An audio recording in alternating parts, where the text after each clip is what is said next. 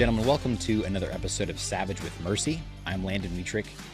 What you're about to hear is a conversation that I had with Craig Capurso. Now, I've been following Craig for almost 10 years now, and initially why I started following Craig was for his experience and knowledge in the fitness industry. He's a men's physique pro. He's been on several magazine covers, but as you're going to hear today, he's far more than a professional in the fitness industry. He does own a couple of boxing studios in Tennessee. He has his own podcast, and he's a personal development coach. He has a very similar mission to what we have here on the podcast. He coaches men and really guides them to being better men. And Craig and I are going to talk about that today, among many other things, of course. If you love what you see and hear in this podcast, you are going to love Craig's content. So I highly recommend you check out his content. Before we even get into this, I'm going to have all of his links down in the podcast show notes as well as the video description. So please feel free to check out all of his stuff. And then, of course, wherever you're watching or listening to this episode, please make sure you are subscribed or following. You can find us on Instagram at Savage with Mercy. Thank you guys so much for joining me for this episode, and let's jump right into it. You know, I remember in one of the videos that you did with Steve, you had said that you were an oil trader way back in the day. Is that right?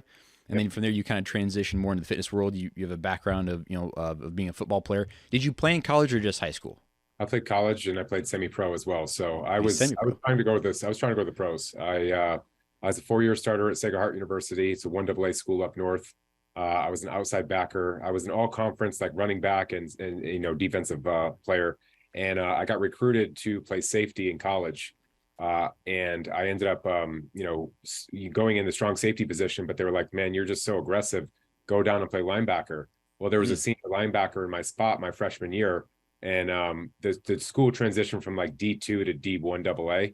And I ended up beating out that senior my freshman year for the varsity spot as a freshman, for football. And so I started all 4 years. As a freshman. That's incredible, man. I'm already getting a whole lot of questions just coming from that. So just from my years of following you and everything, like you've always had this demeanor of confidence and really just drive. One thing that has really inspired me about you is just whether it's business, family, fitness, and then like, you're telling me about football, you just had this drive. Like, have you always been that way? Was there an event in your life where that just kind of came about, or tell me about that a little bit? Yeah, I think you try to win the race, right? At the end of the day, I think too many people try to participate and they want to be involved.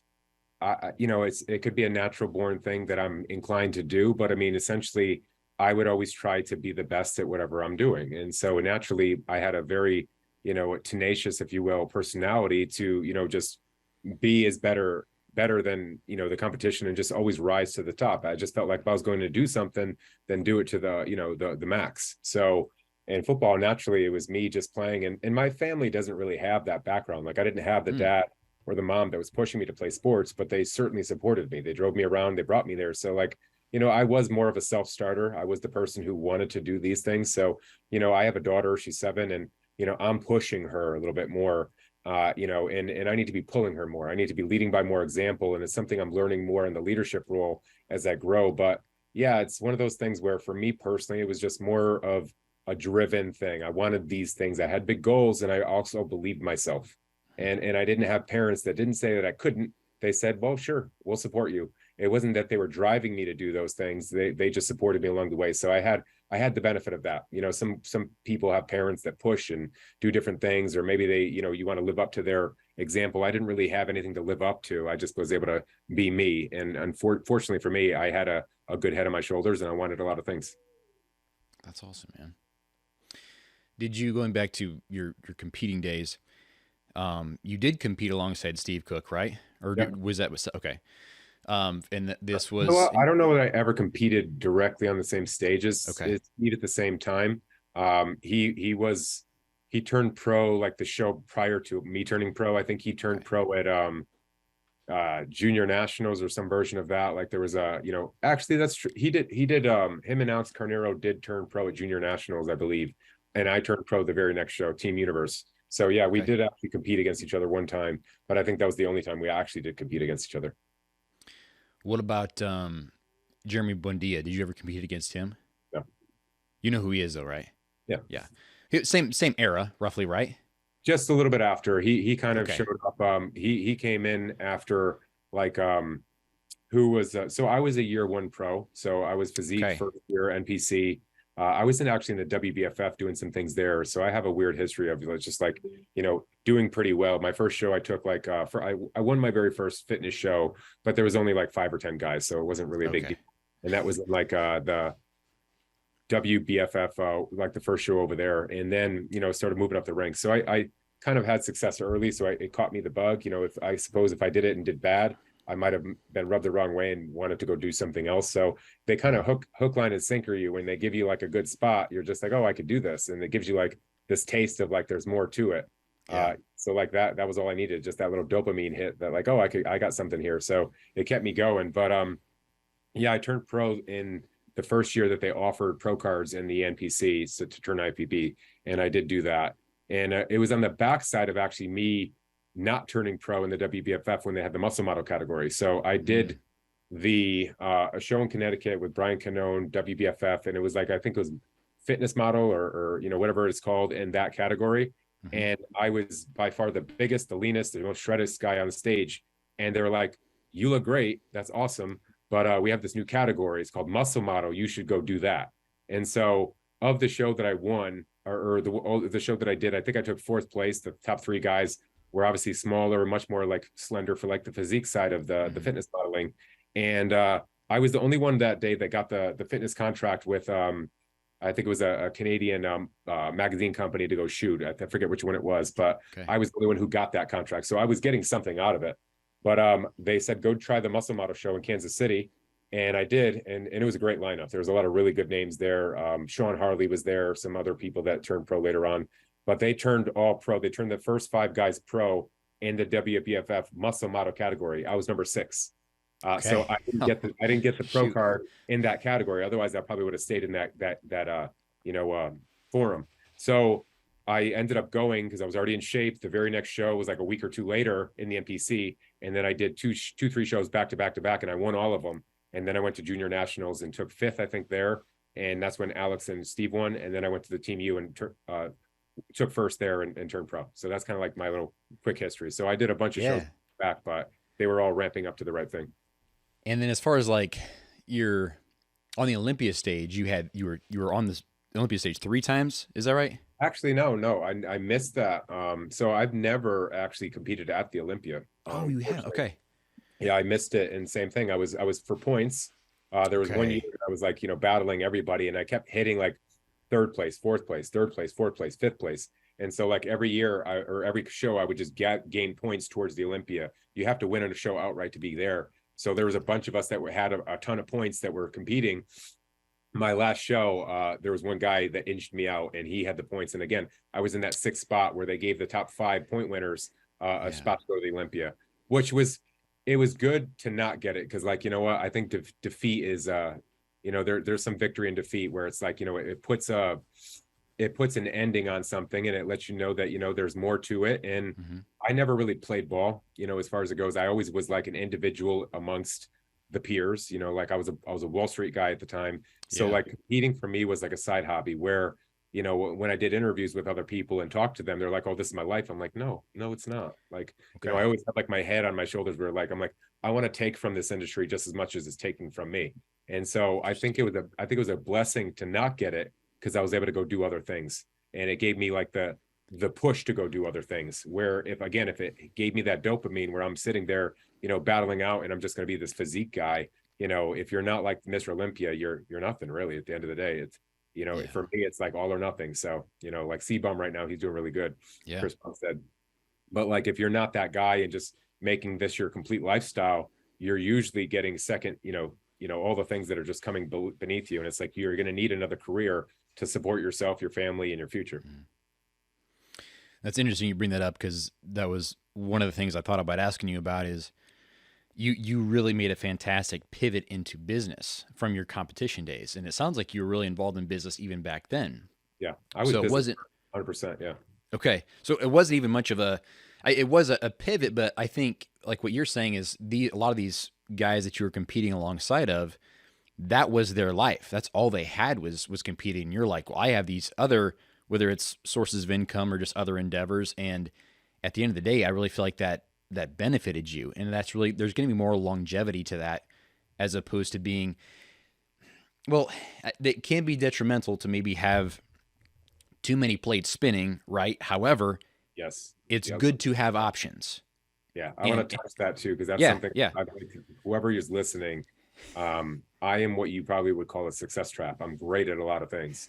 Okay. And so like going vertical in one is what I would recommend, because you get spread thin, you steals your energy, and you're just like doing everything, as not as good as it could be done, where there's Mm. somebody focusing on one thing, like to the point of the competitor who's focusing on the one thing. If they're going all in, taking everything that you could take and just spending all time, then they're naturally going to grow and become the best at that what they do, or some version of that. Yeah. Political side, there was some obviously different things. Like I said, when I said I didn't play ball, I didn't play ball. Mm. There was a lot of political stuff that was going on in that world too, that I was not a part of and I didn't want to be a part of. I said, Yeah. I don't need you. I don't need anything that you're giving me. I have my own, and it's a great place to be. It's dangerous when you have your own. You don't need anybody, and that's what I was first. That says a lot about your character and your integrity, really. It's unfortunate because that happens. I don't know, but I assume that happens a lot more than we realize just in the I mean maybe sports across the board, but especially in bodybuilding, whether it's open physique, classic physique, whatever.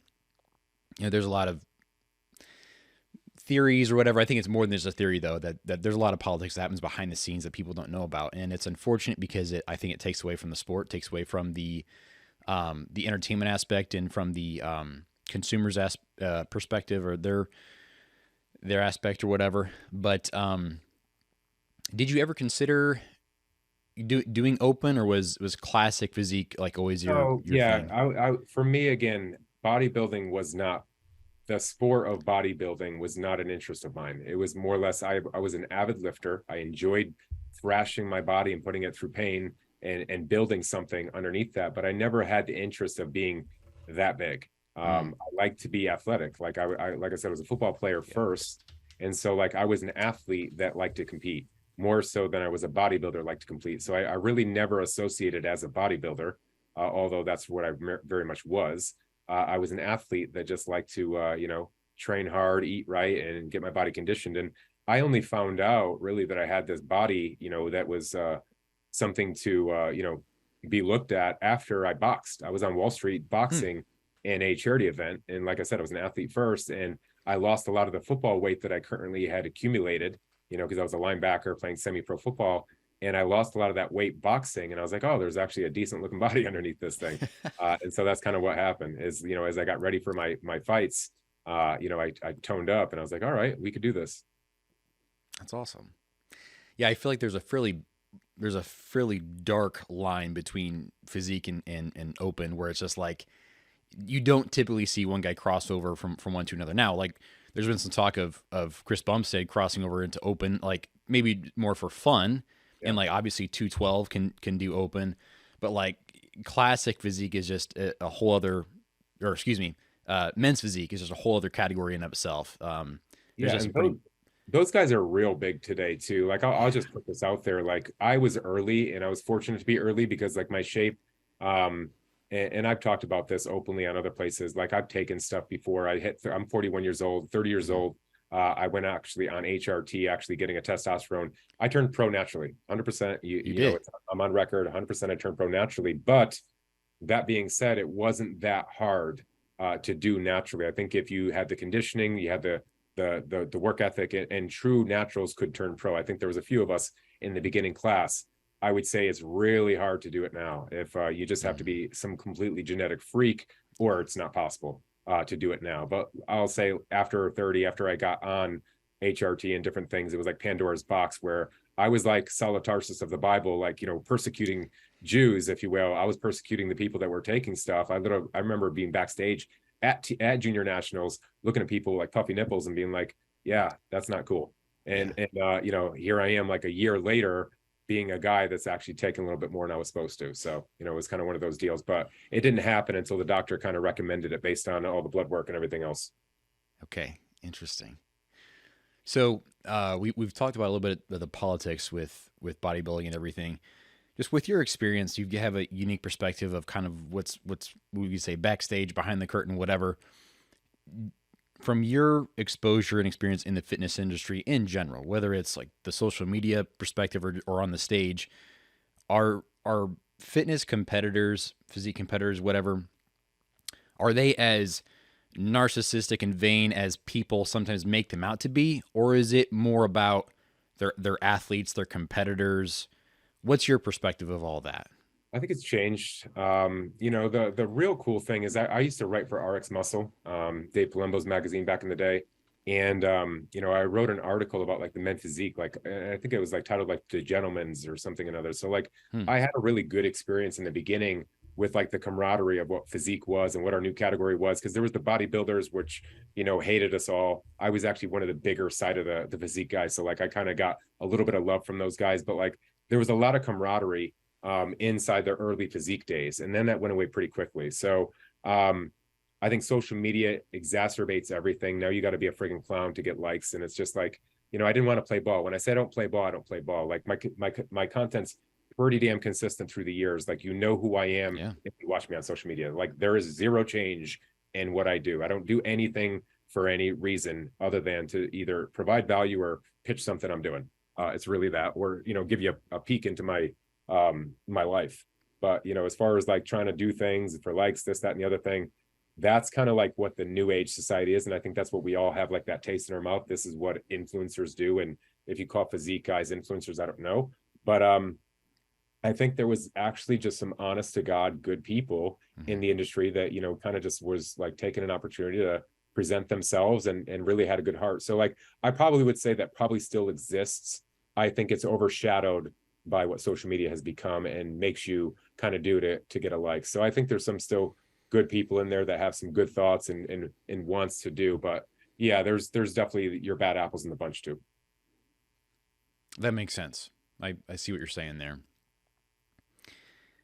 Social media can make things can really shine a light on certain things and make them, maybe bring appropriate attention to them. But then, like you said, it can make people act like fools, right? If you're anytime someone becomes or you create a scenario where someone would want to become so desperate to get attention, like you said, you're asking for the clowns, you're asking for the fools. Yep. And this is kind of a good segue into something I wanted to get in today with you is as far as like our culture today. I'm not even sure where I want to start here. Well, let's just kind of start with. I do remember. I can't remember if it was on one of your on like an earlier podcast episode that I was listening to you on, but you had mentioned when I think it was like around 2020 when a lot of things just went south. You had mentioned that you became more outspoken about your political beliefs and you immediately lost a ton of followers. I want to say it was like around 2020. Yeah, it was like, and there's about 20,000 followers too. Are Yeah. you serious? Yeah, I think I was like in the 60s and went down to 40. And I have not been able to recover. I've literally been limping along and probably losing followers every day, as opposed to it's really weird. I'm going backwards. And you never know if like there's like shadow bans in play there. It's so tough now that like the Twitter files and everything came out. We just don't know how much control they have behind the scenes as far as whether you're getting seen or not. Yeah, I had messages all the time about like, why are you doing this? I looked up to you before. I put a post out there with like a shotgun over my shoulder and Yep. a Glock in my back pocket kind of thing. And it was like a 2A jersey that I had on. So I Yeah, came swinging. I remember. And I was a business owner. I had a gym. You got all the 2020 riots and everything going on. Black Lives Matters, whatever the hell. And people are just losing their damn minds. And I'm like, it was, and we look back and you see, actually, I just saw something today.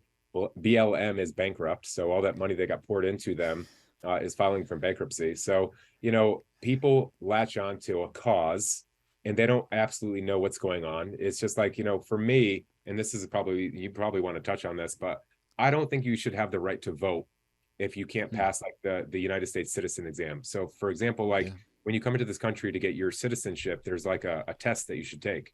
Now, I think everybody before an election should have to like either pass some kind of competency exam or some version of that. But it's like there's people that have a vote they shouldn't have a vote. There's Yeah. kids right now that just don't know what is going on. Yeah. So I just think America's changing very rapidly, but there should be some kind of competency, because a lot of those people that were rioting didn't know what they were rioting for, didn't know what they were doing. They were just following the crowds. And so, our right to bear arms is our right to defend our liberties and everything else. And, you can get into like the ARs and all that other stuff where people, get there. But I mean, it's our right. It's in the Constitution, and I believe we should defend our rights. So, Yeah, I remember you saying, I think you maybe even did like a live, and I wouldn't sound like a super fan or anything, but I vividly remember this when you were in one of your Rockbox studios, and you're like, "Hey, I've got you like I got my shotgun, I have like my Glock in my waistband." Because like the riots were happening, like you're like, I can't be home with my family right now because I'm staked out here at my studio and make sure it doesn't get vandalized.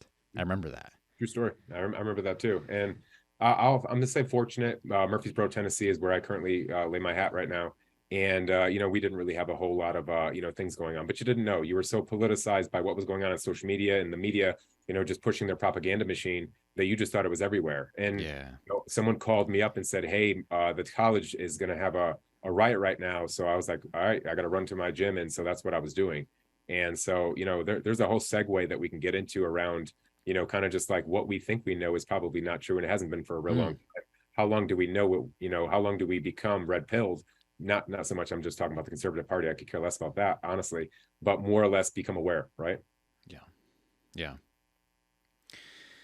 So, and this question written down here, I want to make sure I ask it appropriately. So, we're talking right now about the like the current generation, and whether it's seeking attention or just their lack of awareness, lack of knowledge, and yet and it could not, it's not even necessarily this generation, because I feel like it's more just this day and age.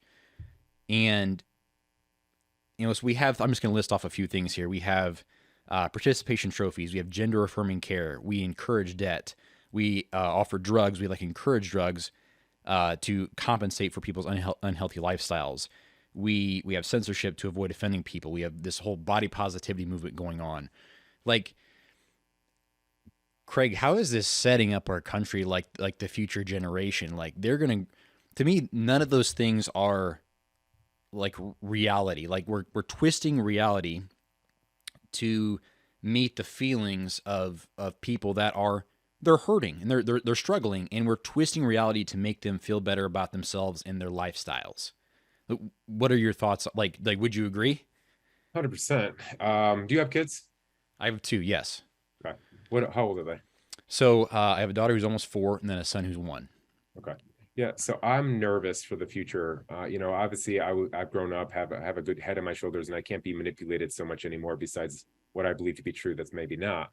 Outside of that, I worry for the future of our kids and the youth, and our, all the things that are going to come up. But I don't think the America that we've grown up in will be the future that they have. And that's obvious to say right now, just with where it's at. But I'm talking about even with technology and what the future looks like. I just heard, some version of what Musk said today. And he said, like, when AI becomes aware, and he's like, there's like this black hole of like AI that's going to get out there. And he's like, it's going to happen. He believes in the 30 years. Like, he's like, in 30 years, we won't look the same. This won't be the same. And I can tell you right now, we're going to have to trust, we're going to have like a vetting system of like what goes out. Like, this video between you and I talking could be a clone version of us. Right? Like, I saw somewhere online where there was a woman, making money in a cloned version of herself. And I was like, it's amazing what they can do, which is kind of cool, scary as hell. So that being said, I think just the reality of our future changes completely. So like all the things that you're mentioning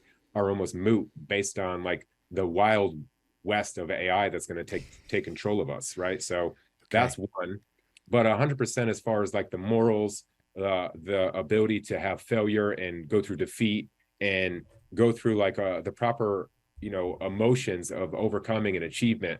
I think it's going to be a different version that you and I experienced. It's more about, people having their feelings hurt. I forget what movie it was, but it was it wasn't too long ago that it came out. It was definitely before like the BLM stuff, but it was like Zac Efron, and he was in high school, and I think he went back as like an undercover or something, or somebody went back to the 17 again? probably, yeah, something 17 again? sort of that. And I remember them being in there, and he was so mad at like one of the dude. Who was the other character that played that? I can't remember. He's like the only one I remember. Yeah, well, he was in there, and he's like, "Man, you hurt their person's feelings or something." And it was like in high school, and like he's like, "You can't do that." And I was like, "This is freaking reality. This is like what's going on right now. Like, you really can't like invade their safe spaces and stuff." Yeah. And it's like, Trump brought this stuff to light because they just hate Trump, right? But it's been completely like, I don't think it's blown out of proportion. I think it's the reality we live in, especially with CRT and stuff in schools, and just seeing like how that's going. So to answer your question, I don't have the answer. I'm upset about it. I don't know what to do about it. And that's why I currently have Battle Plan, which is my men's group kind of deal, where it's like faith, fitness, fellowship, and finances. I'm trying to like mentor and bring in men, and we have some women in their group, but it's predominantly a men's group. To believe and to feel and to mentor into each other and to pour into each other and just bring reality to light and grow an army. Frankly, at the end of the day, I hope to have a movement that I can feel good about, and that at least I'm doing my part to keep the principles and what I believe to be true. I love that, because personally, the thing that I keep going back to is it begins and ends with the family, the nuclear family specifically. If you have a loving mother and father, and they have children, and if they are able to share their love with their children, and truly just, there's so much that starts with that mother and father, and it doesn't have to be, they don't have to be like extremely wealthy or anything. If they go to church, it makes it even astronomically better. But those kids are much more likely to make more money and to become good parents themselves, and it just kind of goes on from there. Like you're spreading more family, spreading more love, and you really go back to those family values, and that kind of develops like the like character and more honesty and morals. Whereas like today, like with the breakdown of the family, I think that's where like the beginning of the breakdown of the country is the breakdown of the family. And like what you're doing with like with your podcast and with your movement and everything, is you're promoting strong men, to be in the family, to be the head of their home and everything like that. And so I think what you're doing is amazing, because you are helping the future generation by focusing on, the generation today, or the fathers today. Yeah. Thank you. Yeah, I agree that, everything does start in the family. Like that's where you get your values from. Today, too many people are busy, and I find myself in a busy spot, but I have to recognize, man, I got to pour back into my family. I have to become present at some point. I could work all day long, 24/7, 7 days a week. But if I don't isolate time, spend it with my family, push values into my daughter, and show her what I believe to be true in the right way, we're going to miss that. And there's probably a lot of families that don't do that. I'm just guilty as the next person, having my phone in front of me and doing things, but at least I'm conscious and aware of it, and trying to make it more of an opportunity to spend some time where they're completely, and I don't know who, but like a lot of them are just self-absorbed doing their own thing, and their kids are growing up on the internet or from their teachers or from these other people. So we have influences into our children that are not us, and we have to be careful of who influences our kids. What are your thoughts on homeschooling? I have talked about it many times. If my wife was feeling better about what she could do to provide service for my daughter, we would do it. I'll just tell you right now, we're considering selling the house, or at least renting it out, getting a farm with a couple other families that we were talking about, getting some farmland. So we want that, and maybe hiring kind of like our own teacher and having a little mini school ourselves.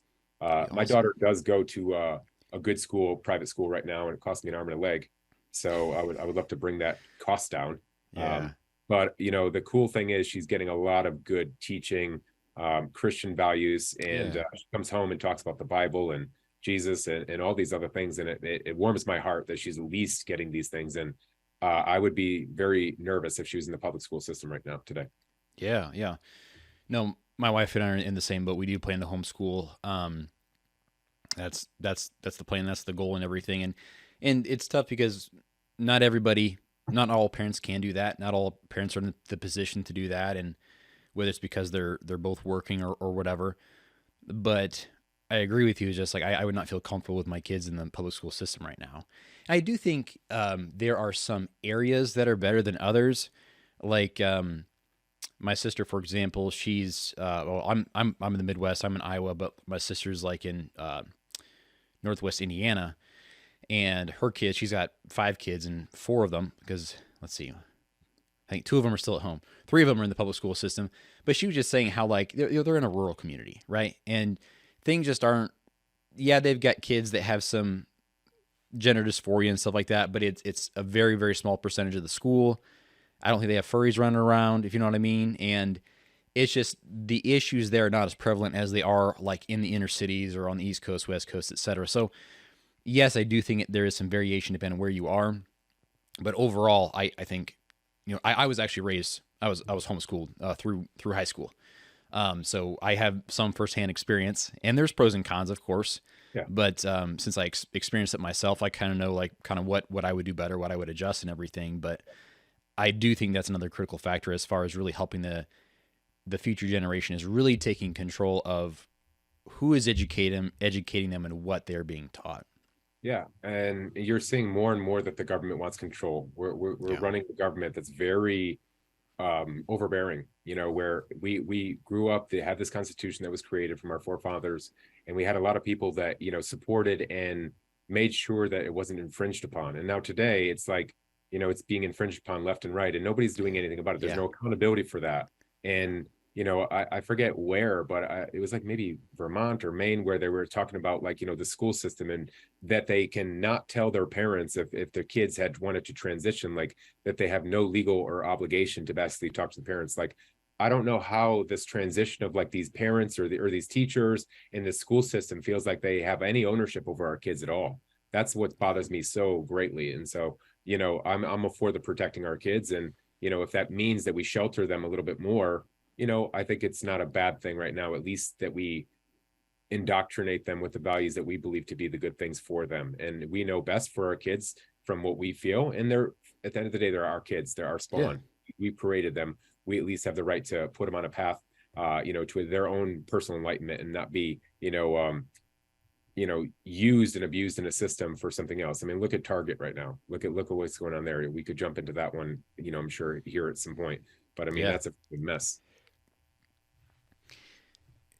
Craig, when did I do feel like your focus and your content has focused more on like now like you're helping men and but you have promoted like more like faith and family. Just I feel like it's been more like in the past few years, but forgive me, maybe it has been longer than that.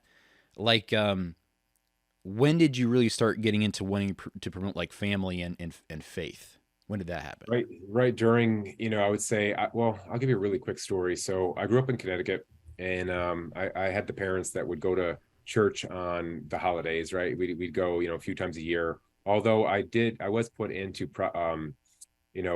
Christian school, Catholic school, I guess, in the beginning. I think I went up to like second or third grade, but I had a grandmother that was very much in part of that church and really wanted to push that. So I think if my parents didn't have her around, it would have never been done. But then I went public school from like 4 through, obviously graduation and everything. And it wasn't really till I was actually in let me just jump forward. I'm in college right now. I went to a Sacred Heart University, not because it's a Christian or Catholic type of university or, whatever it was. It was more or less like that was the best opportunity for me to get an education, play football and things of that nature. So I went that route. And, during that school year, or during what I don't forget what semester, I was forced to take a religion course. Like they make you take a religion course, and they don't talk about one religion, they talk about all the religions. And so I became kind of privy and educated upon that there's multiple religions out there, because you don't know, you just think there's only one in the beginning. And so I kind of denounced Catholicism. Actually, I was moved away from the church, where I didn't like the fact that the priests couldn't, give me real tactical advice, in a marriage, because they never experienced that. They don't have it, but yet they're going to sit there and preach to me. So I really didn't like that at all. And some other things. So I kind of just, denounced and said, I'm no longer, going to call myself a Catholic. I'm going to be Craigism, do to others what I want done to myself. So I lived that for a while. Obviously, there's a lot of, different things that I've done in the years, in competing and doing all the things where there's plenty of sin and, ways that I didn't walk with anyone besides myself and what served me. But it wasn't until I had my daughter in California that, I kind of even became privy that, religion was a thing again, and that I should have it in my life. And I had a client that I was one-on-one training online, and he wrote me like this friggin' 2-page document of like, like something that happened in his life that kind of moved him to want to tell me. And it was really weird because he's like, I think this message is for you, not really so much for me. And come to find out, my mom, my brother over here in Tennessee, we're in like a weekly prayer group, and I was like a topic of their discussion of like, praying for me because I was wildcatting in the world. But more or less, I just had a lot of signs moving towards pushing me back into faith. And when I moved to Tennessee, I literally was on the ride over having discussions with my wife, saying, I'm not going to drink the Kool-Aid. These people are like cults out there. Like this is just a wacky thing. I saw my sister-in-law and my brother's wife, and they were really part of like this Bible study. And I didn't get it. Like, in the Bible, they talk about like your heart being hardened. I feel like that was literally me. Like I literally had like this like tarred heart. And it wasn't really till I moved here that it like just shattered.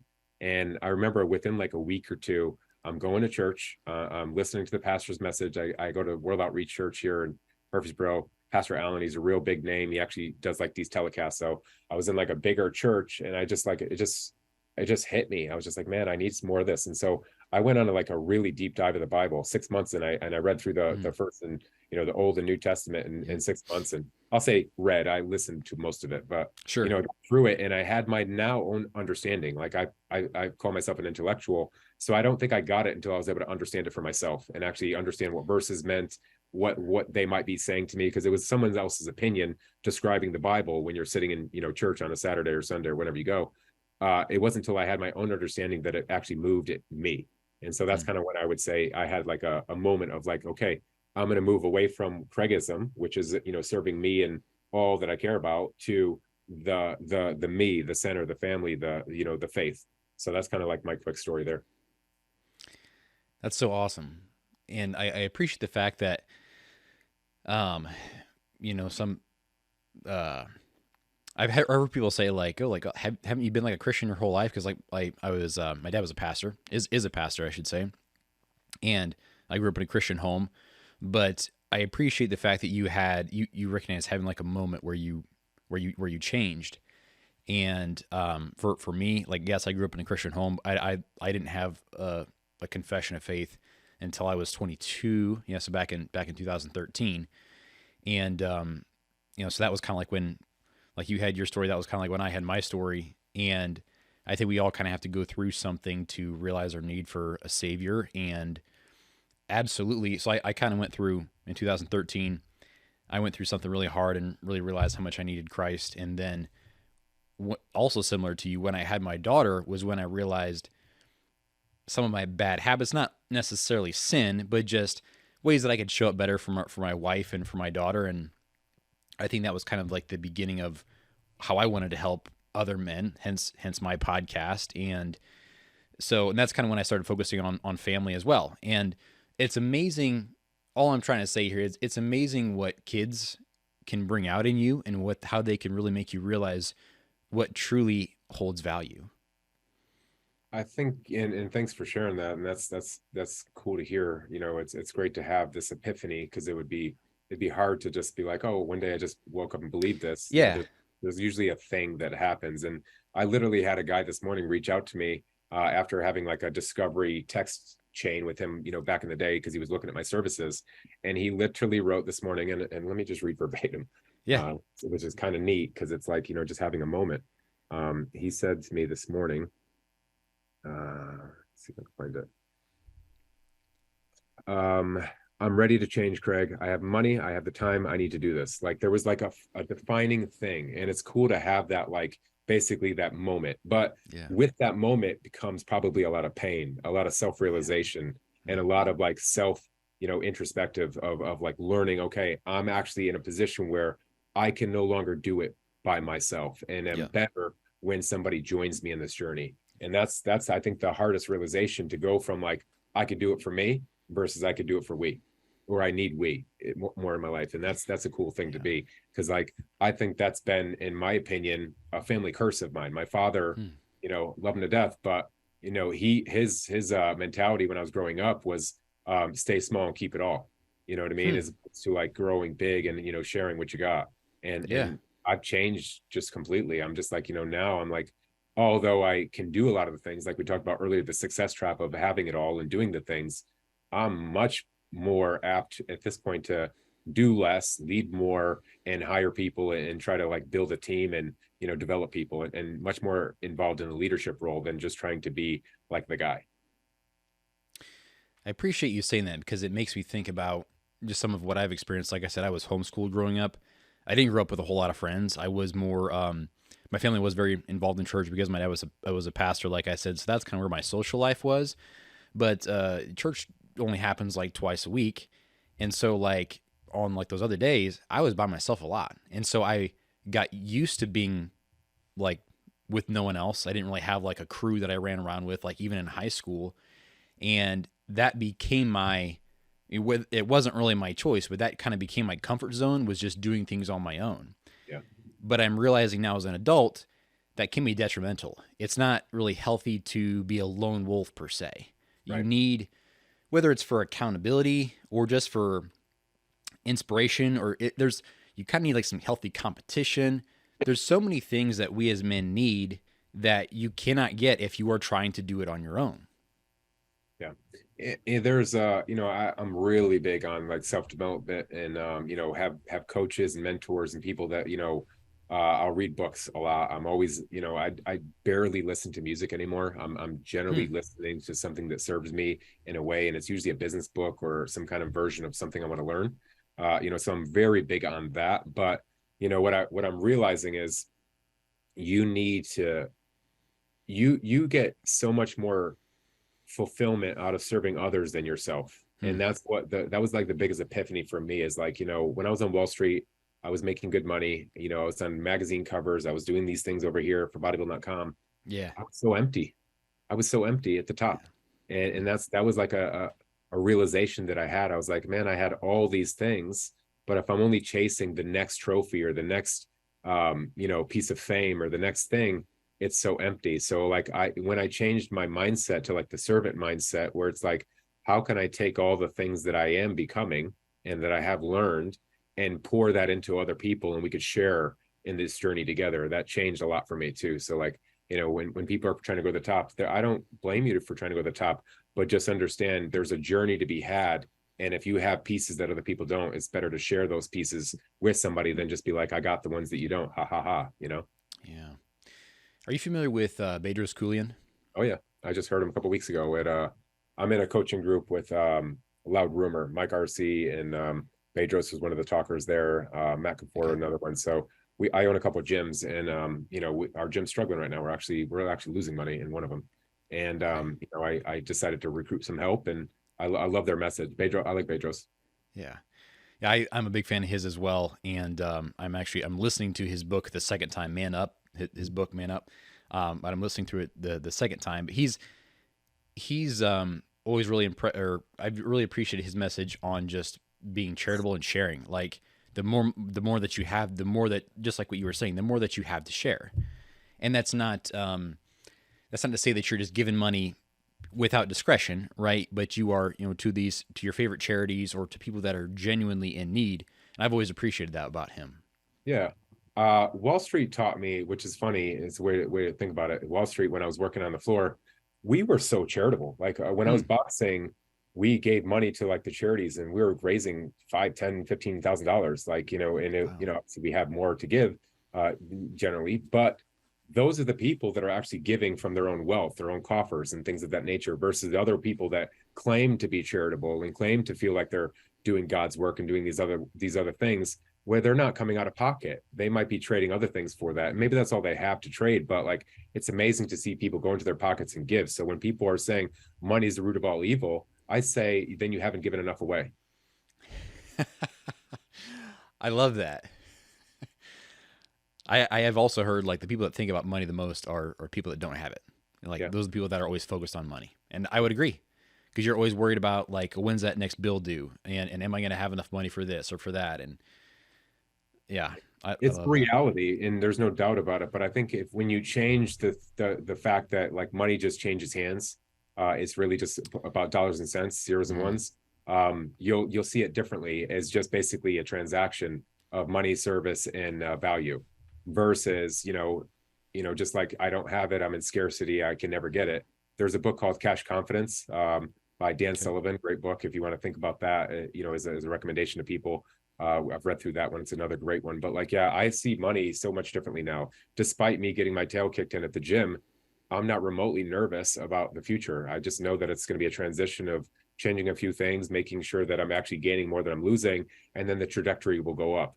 Obviously, the economy and everything going on right now, it's nerve-wracking to see what's going on because there's a lot of things that are outside of my control. But I literally gave a talk this Tuesday, and we're talking here Thursday. Gave a talk Tuesday to in a group of mortgage brokers. I'm an executive leadership coach for a company called 2020 Vision.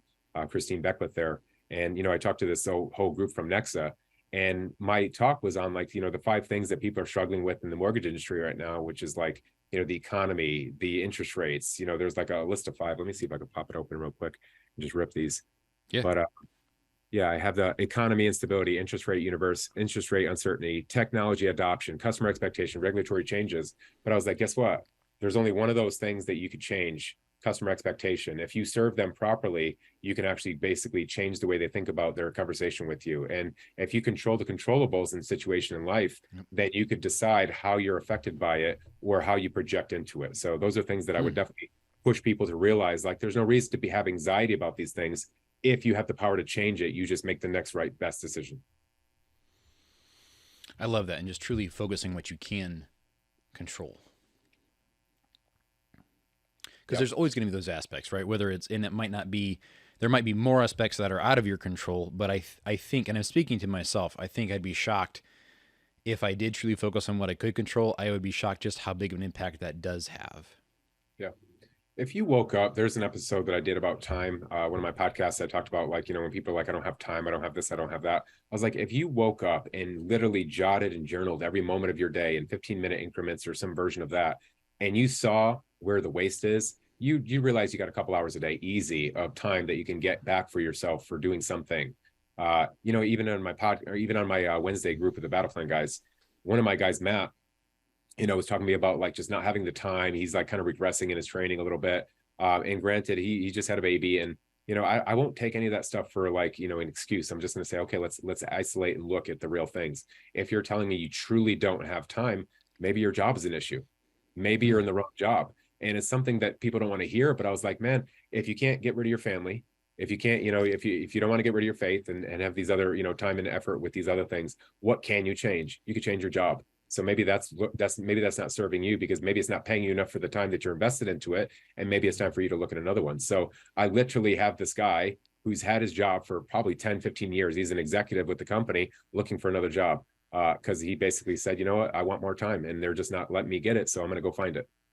Wow. That's the kind of stuff I want to do. I want to move you to basically don't suffer in silence, like move to a place that's going to serve you. I love that. That's awesome. How much more time do I have with you, Craig? I run my own schedule, so I don't really have, I got to go a little bit later, but yeah. Okay. Going back to you, excuse me, you mentioned Target earlier. What do you think our response, like you kind of know, a little bit about me as far as I'm a family man, I'm a man of faith. What do you think our response to Bud Light, regardless of whether we drink Bud Light, that's beside the point, but Bud Light, Target, what should our response be as far as like heads of the home, husbands, fathers that are trying to, teach our kids good morals and be good examples and everything? What should our response be to these companies? Well, what can we control? We can control our buying decisions. We can control the power of the purse, right? Like Congress should have, and they're not. But we can control where we spend our dollars. So I 100% don't believe that you should support anybody, spend another dollar with them, and be an active voice against what they stand for. Just like they're an active voice and knocking on your door. If you do something crazy in the community, you're going to have a mob outside your door talking about this, that, and the other thing. Then I think that it's time that, we have a voice. I truly think the media, the propaganda machine, is showing you what they want you to see, the narrative that they want you to be divisive about.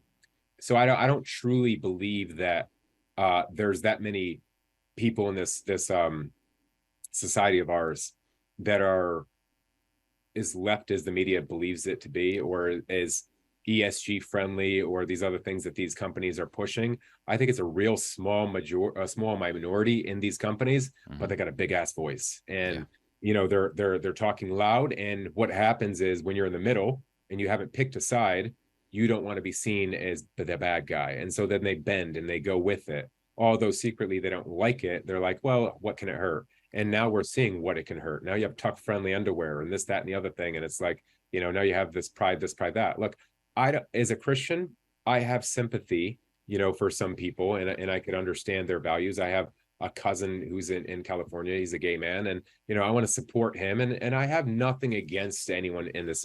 Yeah. But when it's being pushed and it's being, it's alienating other people, and it's really, I think, in my opinion, it's a movement that's not serving what actual reality is. I think it's time for people to stand up in some way, whether that's vocal on social, podcasting, not buying, but there needs to be an opposing voice to let them know that, what, we don't agree with this, and there's repercussions for acting a fool. I really appreciate what Jordan Peterson said once. I think he's probably said this in several different ways and on different platforms, but he's like, I'm not loving you by affirming your gender confusion or whatever struggle that you're having, whatever mental disorder you have or whatever you're struggling with. I'm not helping you and showing you love by just affirming you and enabling you and really encouraging you in your struggle. And I love that, because it's like I can show sympathy, I can have compassion, but don't tell me that I don't love you or I'm hating you just because I'm not affirming you. Because he's like, you're not on board with, you're not in line with reality. How am I loving you if I'm encouraging you to live a lifestyle that's not in reality? Yeah, I love Jordan Peterson. I agree with, great guy, super smart guy. I just love listening, good intellectual of our time. But I think I'm not the guy who's going to say everybody has to be a Christian, everyone has to believe in the God that I believe in Jesus Christ, and the rest of that. Like, I don't believe that that's my your mission, or I don't think that's what I'm here to do. I'm gonna just speak loud from my own pulpit, and let people know what I believe to be, and I'm gonna lead by example. And that's what I feel like a leader should do. I shouldn't condemn. It's not my place to judge. But I'm certainly not going to agree and stand by silently when you're doing something that completely can contradict the future or what reality is. So I think I'll just lead by example completely, try to grow up and share into the community the things that, are valued to me, and the people that believe the same way will naturally gravitate towards that message. It's not my job to condemn somebody, but I'm certainly not going to be on board with you kind of like pushing something that I feel like is detrimental to what I believe is going to hurt the family unit in our society, in our country. Frankly, I'm a patriot, so I will stand up for that.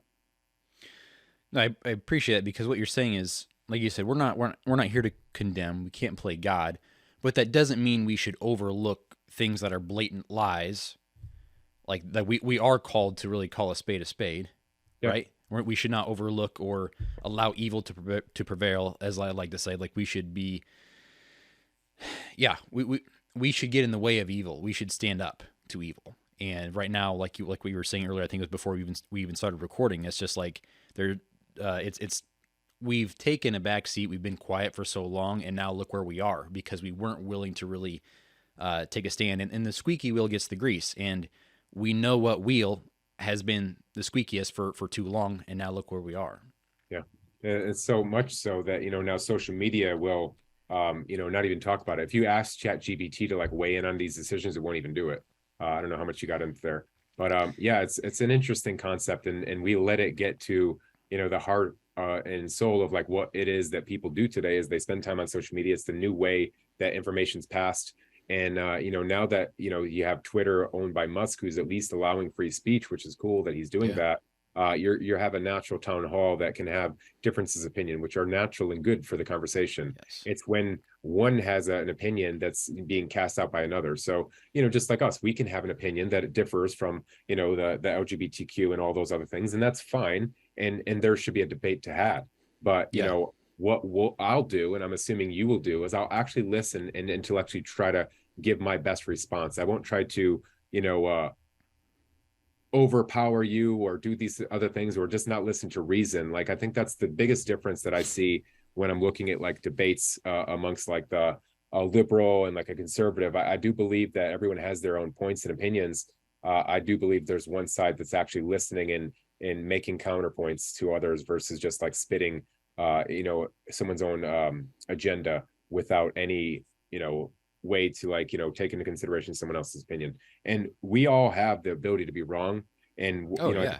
there's a quote that I say, it's like, it's not that, I think it's Mark Twain. Let me see if I can grab it while we're having this conversation, but it's like, it's not the thing that we know is wrong. It's what we believe to be true. That's the problem or something like that. Let me find it as we kind of go through this, but it's a pretty cool one. I love the quote where it actually brings out like some really good just thoughts.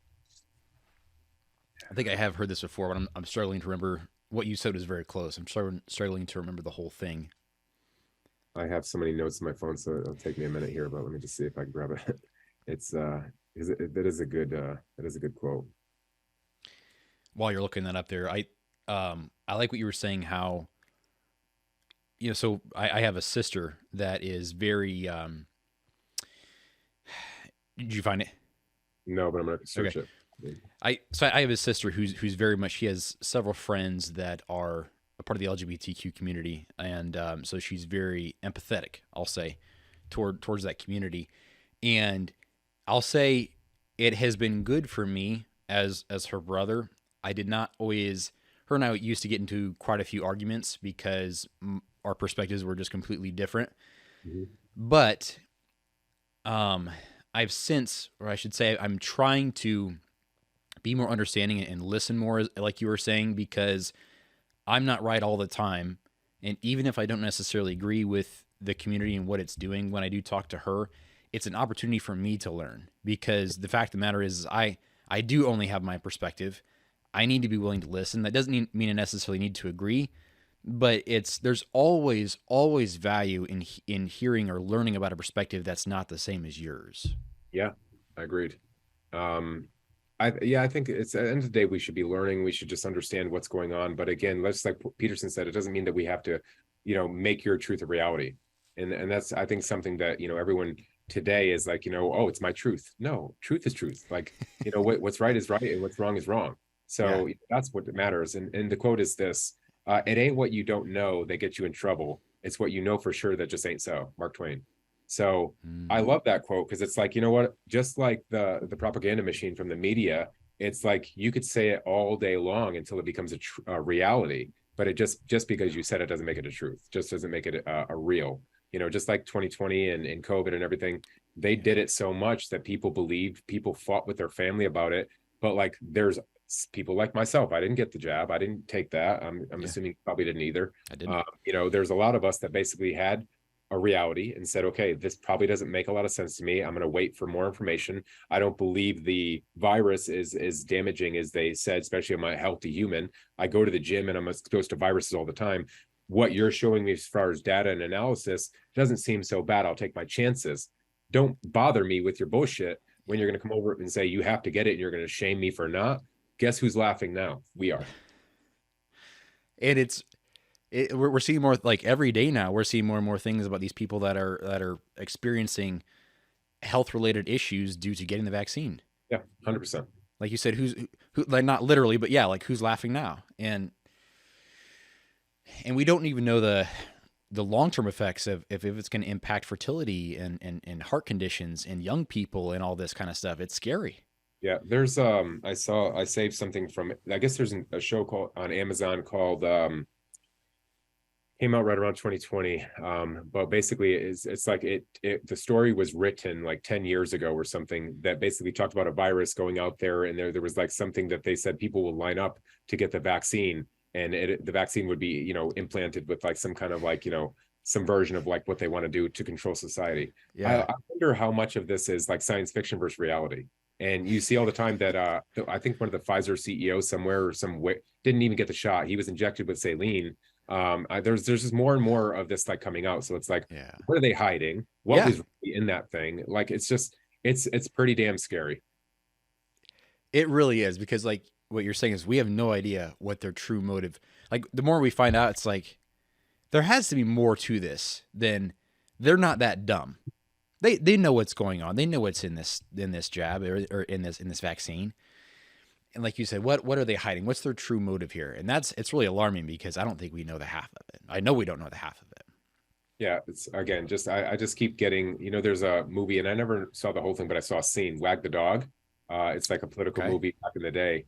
And it's just about like, them creating a false narrative, like a false flag operative, right? There's a Yeah. psyop that's going on. I don't know. I just came across this information, and not to be a conspiracy theorist, but like apparently there was like 10, like a cargo freight of ammonium nitrate or something that, the one that blows up like buildings that blow up that other one, like 10 times the effect was just stolen somewhere recently. And then there's just like more things like the swastika flag from like the Mexican guy the other day that, showed up at the White House in some, I don't know if you're following these news, but I I don't click think I on heard this one. and now it just always gets served to me. I get all the things. But it's just like I just wonder how much people are literally just like pulling strings like a puppet and be like, Yeah. okay, we're going to do this because this is going to then sequence like this thought in somebody's mind. And then we're going to do this because it's going to do this. It's like game theory in trading. I used to be a game trader. Basically, essentially you would fade the market, right? So I would be the market maker on the floor of the exchange, trading codes, the guys hand signals, a country, a broker, or somebody would come in and want to get a market from me. And I have the ability to manipulate the market by saying, I'm 80 bid at 100, right? So that means I'll buy it at 80, sell it at 100. Well, if I think you're a buyer, I'm probably going to say, and let's just assume I have value at, let's go wider. Let's go 80, 120, okay? 80 bid at 120, 100 is the value, what I believe it to be value. So if I know that this guy comes in every month or every week and asks about the call or this thing, and he's always a buyer, then the market's going to go out 100, 140. Now I'm going to put it at value. So if I have to get stuck with it, I'll pay what value is and see if I can get out of it, or even go higher and bid higher, 110, 130. Good, 120 bid sold. Now I just sold you at the price that I want to sell you in the first place and made 20 ticks of edge. That's how it is. So like, I wonder how much game theory is going into life and propaganda in the media. So it's pretty interesting, man. It's just, you got to just be aware. You got to be somebody who's educated and have enough information so you could actually make real decisions and the right ones for your family. It's tempting, I guess, to just kind of put your head down and like, I'm just going to focus on me and my life and my family, whatever. And I think there's maybe some merit to that because, again, I do think if you truly focus on your family, you are impacting the next generation, how your kids will impact, their peers and everything. But I think that's what's got us where we are, is Agreed. because there were those like you and I at the end of the day, like we just want to be left alone. Like I've said this on my show in the past, is just what we have right now is a group of people that just want to be left alone, and there's another group that refuse to leave everyone else alone. And the problem is that we've kind of wanted to be left alone for so long that, again, the squeaky wheel got the grease. And so now it's like, I don't think we have much choice. If we don't want this to continue, we have to start going on the offense, really. I agree. And in the Bible it talks about, God's going to come back as the sword, as like, conquering king. And I always just wonder, like, what is my role? Like when I'm praying at night, excuse me, I'm dealing with some sinus stuff right now. And I ask God, I'm like, God, just help me be more of what you want me to be. Help me be, what that is for you. It's not like I'm trying not to put my own objectives onto like, what my prayer life looks like or what my future looks like. I'm just like, if I'm the sword, then help me be more of that. Like, what does that even mean? But I feel like I'm being prepared. I'm battle ready and I'm trying to grow, like I said, a community of people that are on board with that mission. And so, when I look back in like the days of like battles in real life, it's like, which one of those soldiers am I? Am I the general? Am I the guy on the field? It's like, which one do I need to be? And it's interesting today. It's because like I think we need to start thinking about like what's our rank? What is it that we can do in the army of the future? I love that, and this is kind of a good opportunity for us to shift topics somewhat. Let's talk about so you have like what's your current endeavors right now. So you have the My Battle Plan podcast, and you have like your group of guys. Talk about that a little bit. Like I know you're a personal development coach, and that kind of goes along with how you're mentoring this group of guys. But talk about that a little bit.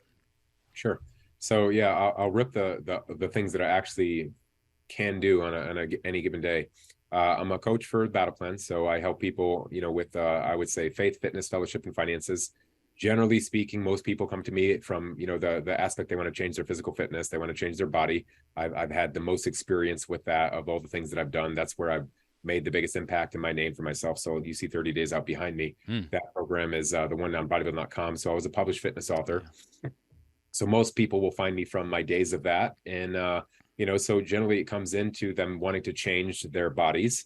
And I'm going to then push my own agenda, is saying, you know what, you got to understand that your body's going to change when your mindset changes. Your family's going to change when your fitness changes, your faith changes, and your fellowship changes. So like, it's more about, bringing awareness to these things that people think that they need, but they don't realize that they want that, but they don't realize what they need. So it's my way of basically, giving you what you don't know that you need. And so in that, it's faith, fitness, fellowship, and finances. And I'm very transparent about like where I stand on things. So it's not like you get in and, I'm going to swindle you into a message that you don't want. Literally, before you sign up, we're going to talk about like where I stand and if you believe the same things to me. And if you don't, it's probably not going to be a good fit, because you're going to eventually just wash out, and so, you got to be ready when you come. But that's one. So the podcast battle plan is also, a version of me just getting a message out to the world. I feel like it's my duty at some point to grow, like I said, this community or this fraternity, mentorship group. I don't know really what it's going to go into, but like, and now I'm starting to recruit. I was up till 12 o'clock podcasting last night with a guy, Brian Neely, and he's like ranked in the Spartan League. He was last year number 2 in the world. This year, I think he was like number 3 in the Northeast. So, he's got some things going on in himself. So he's another extreme guy. So, but he's also a Christian guy, believes in faith, and just good to have conversations. And it's better to have a conversation with somebody than yourself speaking to a camera. I could say from doing a podcast in conversation versus just spitting myself on a subject, it's just a little bit easier to do when you're in conversation.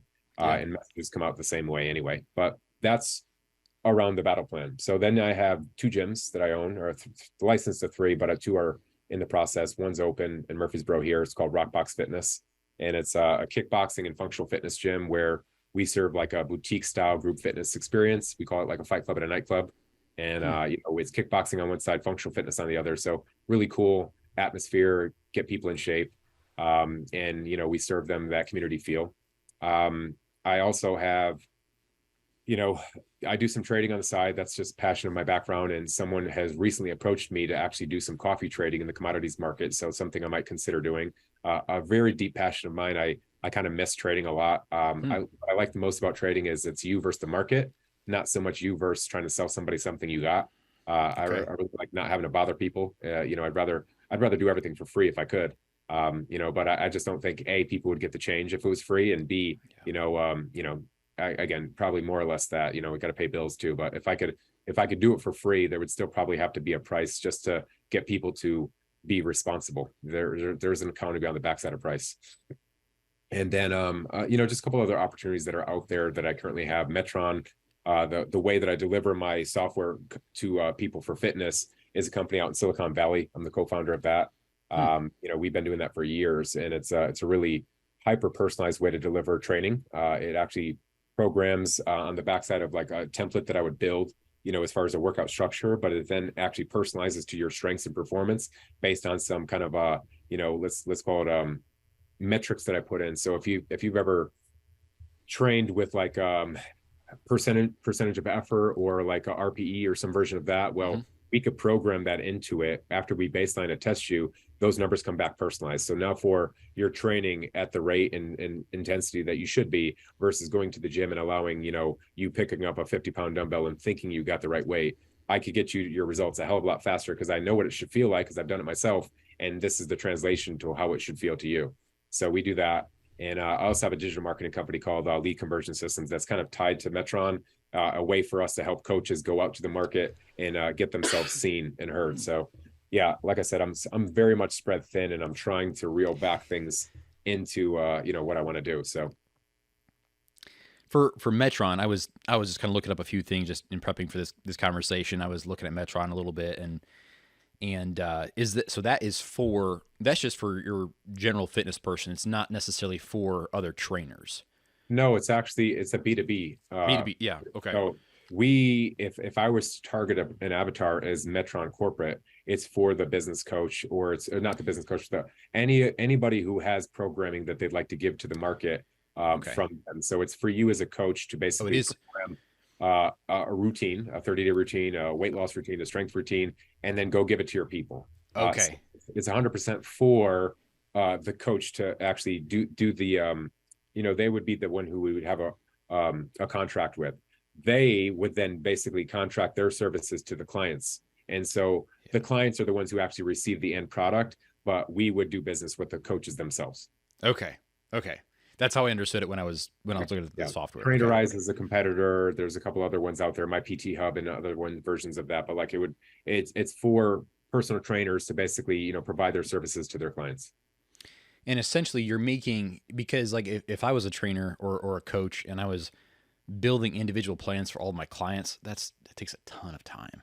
Yeah. And so you're building that for them essentially, or at least making that process much easier, We formulating that process. we are about how to scale it how to personalize at scale is kind of like what our company's with. We're a data player, right? So I didn't get that. Could you try again? Siri. Siri. At the end of the day, there's a lot of apps like YouTube and different things that will basically allow you to put, information out there and do a video, but you got to be a puppet and a genie in the bottle all the time and create these new things. What we do is we take like a workout, we'll be able to basically have like this one specific workout, a bench press with a barbell. We can film that. You can film it or just take it from our library and then have that as like an exercise and equipment combination. Your client would go be able to do that, and you would be able to personalize it by putting a template. I want this person to do 4 sets at 10 reps, but the first set I want them to be at like an 80% rep max. At the second set I want them to be at 75 in whatever degradation you want. But then you could give that to your client, and your client gets, hey, bench press 135, 185, 205. So it's really hyper personalized, and the cool part is your clients can do it, and usually they'll do more than they would themselves. And that's one of the biggest feedbacks that I get is, Craig, I love this because it's pushing me beyond what I can do, but I could actually do it and I'm not getting injured. So that's the cool part about that side of it. But yeah, it helps you create basically a program just like 30 Days Out, which would be, an ebook, a digital form of a workout, but then makes it very personalized where it could actually go one-on-one with your clients, because we also have a nutrition component as well. Okay. Wow, that's so awesome. You used to be sponsored by Cellucor, but you're not anymore, correct? No, but I'm still drinking their C4. C4 was the first pre-workout I ever had back in. So I've been working out now for 10 years. So back in 2013 that was the first pre-workout I ever tried was C4. But I've my interest has always been like on the bodybuilding side of things. I've never competed in bodybuilding. My training shifted couple years into training just to more of a powerlifting focus, and I have competed in powerlifting. That's kind of my focus still to this day. I wouldn't mind doing a bodybuilding show at some point or another. I'm a tall guy. I'm 6'1", so that's tough to put on size for the high metabolism as well. So I would struggle a little bit on the bodybuilding stage, but I really do enjoy strength training, and I have to sprinkle in some curls and stuff in there too, because I just bodybuilding style of training is just fun. So I'd love to train sometime. If I come down to Tennessee, we'll have to get together. Yeah, man, let me know. And I'll push back on, I don't think that you want to be on stage, and I could be wrong. Some people want to be on stage. Okay. What I would say is you may want to experience the ability to go through a prep and look your best. And I would say on the backside, okay, what I would do is just create a photo shoot that you can prep for. I always tell people, like, one of the biggest things you can do is put a date in the future of something that's very meaningful for you. So like a show, like a bodybuilding show, the coolest part about that is it's severe motivation, because you're going to have embarrassment if you show up and look like shit. Yeah. Right. So you're going to have a real problem if you're not actually looking the part. So you're going to do everything in your power not to be embarrassed. Embarrassment is a really big motivation factor. What you can also do to do the same, so you don't have to give the money to the NPC or the IPB or any of these other people, keep the money in your pocket, go hire a photo shoot, go hire a photographer that you like. It's going to cost you probably somewhat similar to money, and go get some great pictures, and then maybe market yourself or use it for social media or something else. But I would say that's a lot better, because those pictures last longer than the 5 minutes that you're on stage. A lot of times people will find out, it's like, oh, that's it.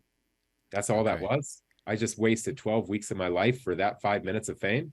Yeah. And, it's a hard thing to feel, when you're only up there for this little bit of time. And then when a judge, if it's a bigger show, doesn't even give you a look, that really hurts too. So I would say you're going to find more value in, picking the thing that you want to go towards than just, the stage. So I don't ever push the stage. I really try to talk people out of it.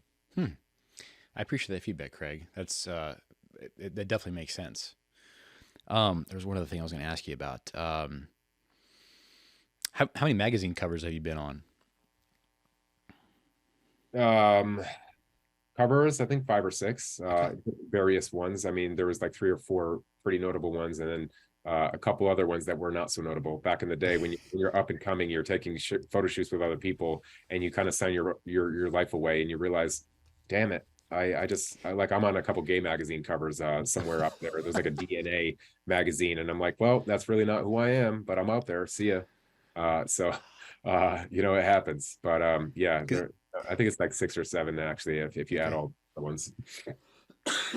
Because basically you don't necessarily have the rights to the photos, what you're saying. After you take a photo shoot, depends on what you do. If you don't pay for the photo shoot yourself, you don't own the rights to any of that stuff. Well, unfortunate. Yeah. Shoot. That's why I say pay for the photo shoot so you know where those pictures go. Yeah. Going back to, you were talking about just all the different endeavors that you have, and sometimes you call it like a success trap, right? So I've never been officially diagnosed, but I think I do have some type of ADD or ADHD. And for me, it's just I have a hard time focusing. So I'm shifting the conversation here a little bit towards myself, if that's okay. Sure. But I think in some ways you can relate to this, which is why I'm bringing it up. And then also just with the other men that you've worked with, I'm sure this has come up as well.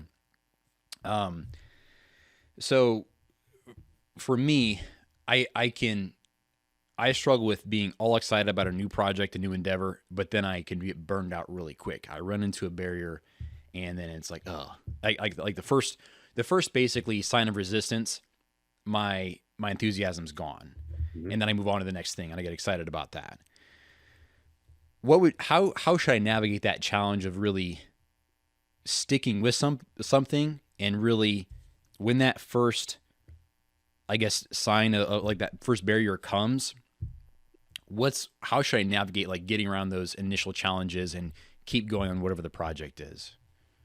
Well, I'm looking for the framework because I just wrote it down. I'm reading, what book am I reading right now? I'm reading this book called, when I say reading, I'm listening because I'm usually just someplace. The Road Less Stupid. And in the book, he had a really cool framework for actually talking about, like, when you start a project, think of it as like a recipe, like a play. And basically it's going to have basically components to actually make it what it is supposed to be at the end result. When we start a project, too many times we think about the one thing and then we're just like, okay, let's move towards that. But we don't have an actual process and procedures in place. So me doing better as my leadership role now with my gyms and pouring back into the people, I'm like, okay, who's doing what? How do we benchmark success? Like there's a protocol that you're going to have to go through that's going to put you on a path to say, okay, I can get this off the ground, operational, and be successful. But if you haven't thought through, what is it we're trying to accomplish? A, B, who's going to be responsible for getting it from this phase to this phase? What is the signs and benchmarks of success in each phase? So therefore I can actually look at it. How and who's going to report that back to who, if it's just you, and just things of that nature, of just like looking at the steps of accountability and not allowing you to just get stuck in a project where there's no movement. So it's like every day we should be moving towards some version of progress. And if you don't have those benchmarks in place, you might be having progress or you might be regressing. And if you don't know what success looks like, you're always going to be stuck and never get to the end goal. I don't know if I answered your question, but I would say having a true, I don't think people put enough business plans in place. And I think business plans are a little bit robust, but there's a sequence of questions that you can kind of walk through that can give you success faster. And I'll look for it too as you respond.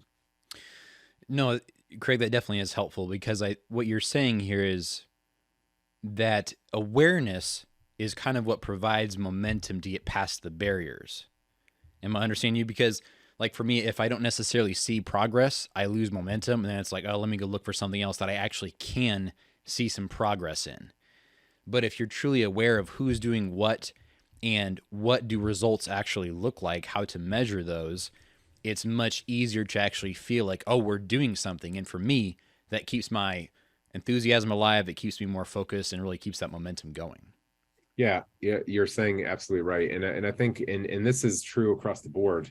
When people, going to a fitness routine or going to something where they're moving towards from a place of, stagnation towards some goal that they want in the future, too many times that they won't set the benchmarks for like how they can win at this thing. They basically have it as a qualitative version of feedback for them. I'm going to feel better. I'm going to do this. Well, maybe you don't. Maybe you feel like crap first. Maybe the progress happens when you feel your worst. Like think of a water fast, for example. There's a version of that where you feel terrible, and then there's a version of that where you feel euphoric. Just because you went into feeling terrible doesn't mean that progress wasn't taking place. Same thing with a workout, feedback from muscle being sore and things of that nature. And that's not always a sign and symptom of progress. You could be doing too much, but usually there's some pain before progress. So something you should be considering that, how much is what you need to differentiate. What is the level of discomfort that you need to go into before you say, this is too much for me to bear. This is not reaping the rewards. Or this is just enough, and I just know I have to keep inching forward. You've seen those pictures of somebody digging in a tunnel, and there's like a piece of gold right there, but they stopped.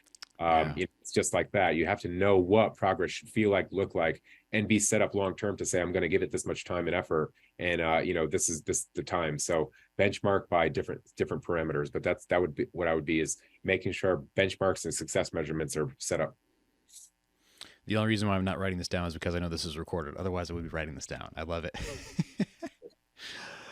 Craig, man, I really appreciate your time today. That's really all I had. I don't want to keep you too long either. Okay. I'm going to, if you don't mind, stick around after I'm going to hit the stop button here, but stick around afterwards just so I can tell you bye and thank you and everything. But is there anything else that you wanted to add or anything that I should have asked you that I didn't? No, man. I mean, I think you covered a lot of the things. And, like I said, I'm just happy to serve your audience and whoever's listening. Hopefully they got some value out of today. I'm not sure if you're going to let this rip for the hour and a half that we've been on, or if it's going to be chopped up. And either way, if you ever wanted to reach me, I'm always at Craig Capurso on social media. I'm sure that you'll be, providing the links to everybody else. Yes. And, I'm here to help. And, if you feel like the mission is what you want, just reach out, man. I just appreciate, more support and see ways that I could help support you and whatever your guys' mission is as well. So Landon, thank you for bringing me on. I just appreciate having a voice, and, I'm blessed to be able to do that, and honored to be asked. Craig, thanks so much. And for everyone listening, I will have everything for Craig in the show notes. His podcast, Metron, his My Battle Plan group. So feel free to check him out there. All the links will be there in the show notes. Craig, thank you so much. Hopefully we'll talk soon. Okay. Bye. All right. A special thank you to Craig for coming on the show and sharing with us today. I hope you all were taking notes. I will have links to all of Craig's socials, podcast resources, everything will be in the podcast show notes, as well as the video description. Please check out Craig's content. And then, of course, make sure you are following and subscribing wherever you're watching or listening to this episode. And, of course, you can follow us on Instagram at Savage with Mercy. I want to thank you all so much for tuning in today to this episode of Savage with Mercy, and I'll catch you next time.